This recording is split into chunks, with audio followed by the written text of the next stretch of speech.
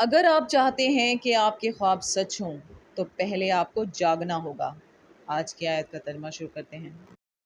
پناہ مانگتی ہوں اللہ کی شیطان مردود سے۔ شروع اللہ کا نام لے کر جو بڑا مہربان نہایت رحم والا ہے۔ جب خوشخبری دینے والا آ پہنچا تو کرتا یعقوب کے منہ پر ڈال دیا اور وہ بینا ہو گئے، اور بیٹوں سے کہنے لگے، کیا میں نے تم سے نہیں کہا تھا کہ میں اللہ کی طرف سے وہ باتیں جانتا ہوں جو تم نہیں جانتے؟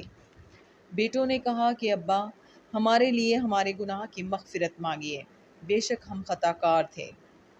انہوں نے کہا کہ میں اپنے پروردگار سے تمہارے لیے بخشش مانگوں گا، بے شک وہ بخشنے والا مہربان ہے۔ جب یہ سب لوگ یوسف کے پاس پہنچے تو یوسف نے اپنے والدین کو اپنے پاس بٹھایا اور کہا، مصر میں داخل ہو جائیے، اللہ نے چاہا تو خاطر جمع سے رہیے گا۔ اور اپنے والدین کو تخت پر بٹھایا اور سب یوسف کے آگے سجدے میں گر پڑے۔ اور اس وقت یوسف نے کہا، ابا جان، یہ میرے اس خواب کی تعبیر ہے جو میں نے پہلے بچپن میں دیکھا تھا۔ میرے پروردگار نے اسے سچ کر دیا، اور اس نے مجھ پر بہت سے احسان کیے ہیں کہ مجھ کو جیل خانے سے نکالا، اور اس کے بعد کہ شیطان نے مجھ میں اور میرے بھائیوں میں فساد ڈال دیا تھا، آپ کو گاؤں سے یہاں لایا۔